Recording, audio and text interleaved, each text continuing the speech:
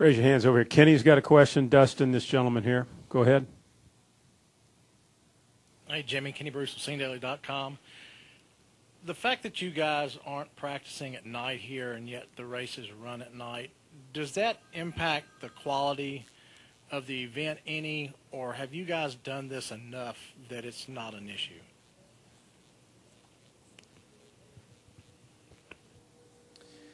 We're all pretty good at it. I still think it would be awesome to practice at night to prepare for a night race. I don't think it hurts the show any, and being that it's equal for everyone. I think that we get excited because we've been pretty good at adjusting from day to night, and we look at it as a possible opportunity. So I don't really have any big objections to it, although I'd like to practice in the correct conditions. It just seems to make more sense to me. But maybe it does separate a couple guys, a couple teams from others. But again, we've fortunately or unfortunately done it so many times that you get into a rhythm on it. Dustin? Dustin Long, Landmark Newspapers. Daddy J, with all these talks of changes that are been going on, that Brian's talking about some things like that, and you just even mentioned the term show for the race for tomorrow night. Are people looking at you guys, or are you guys becoming more about entertainers than athletes? Has that, do people see you more as entertainers, or you guys play more of an entertainer role? And it is a show. It is not a athletic event as much anymore.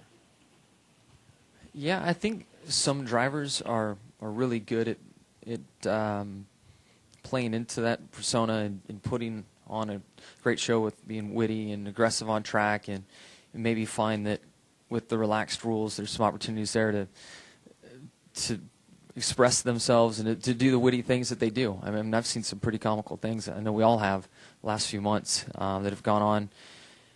At the end of the day, it's still about making a race car go. So I don't think that we've lost anything in the athleticism of the sport, or really what the roots are about in the sport as of now. We've seen some change, and I think we do need to change, and we need to change with the times. The consumer, the fan, there's so many more options for them and what they can do with their Saturday night or Sunday afternoon. Racing used to be an extreme sport, and then now you got guys jumping out of airplanes without parachutes and backflips on motorcycles. There's just a whole different breed of kids out there and young adults, and what stimulates them, what they want to watch. So for our sport to stay successful and continue to grow, I think we have to change with the times some. And I think we've made some great changes and have found a good compromise between the two. And I think the double file restarts, the 3 attempts at a green-white checkered, we've done some really good things there.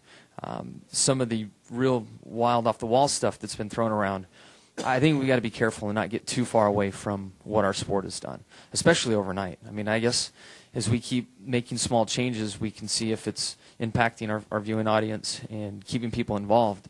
But to go from one extreme to the other, I don't think is all that smart. So I know there's a crazy thought floating around about one race to determine the champion. And I think through the garage, driver, owner, it doesn't matter who it is, everybody's thinking that's a wild one and wouldn't want to see it.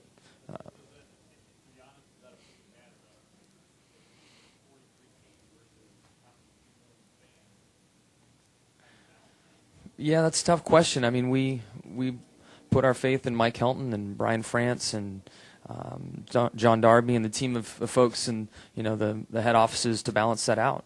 I know from watching our shows and hearing stories, people thought Bill Jr. had no clue what he was doing after Bill Sr. handed the reins over, and I saw some of that with Bill DeBryan, and our sport's done amazing and continues to grow. So we just have to trust the France family and the people they've hired to continue the sport heading in the right direction. And the chase at first didn't, I was one that was against it, and it's come along, and I think it's been real good for our sport. So you never know. I guess I'm happy I don't have their job. I mean, it's a tough thing, as we all know. 2 more questions. We'll start with this gentleman here and then end with Shannon. Go ahead.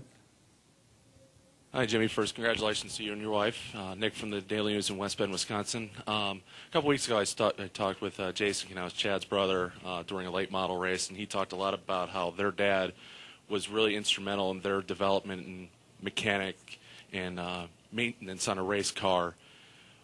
Kind of talk about what you have learned from Chad in that respect and how much you appreciate kind of the lesson that John can has passed down to Chad that's helped you reach your success level. Yeah, with Chad, the thing that always impresses me is when everyone's tired and exhausted at a test session or at the racetrack for a race weekend, and a casual comment comes through that might make your mind think about a different direction to go with things. I mean, those questions always run through your mind, through everyone's minds in the garage area, but you kind of chase them off, and you're like, no, I don't need to let that in my head right now. I need to stay focused here. Chad does a very good job of exploring those small, random thoughts that come along. Of course, he's smart and technical and can do all the things that he does, but what impresses me more than anything is how he manages all the thoughts that come through. And he'll chase down any lead that goes through his mind or through his engineer's mind. It's amazing how they continue to chase leads, and they might not pan out, but he'll see it through, and that's the only way he can sleep at night, is when the brain of his shuts down and he knows he's exhausted all thought.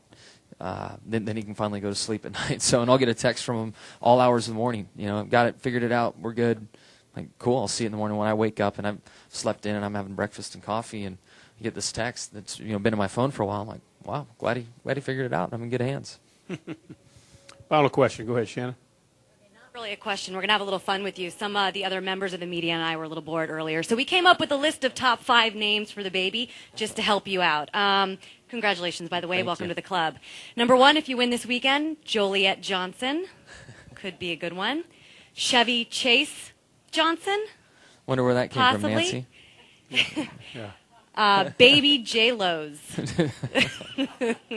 My personal favorite, the Quattro Ocho.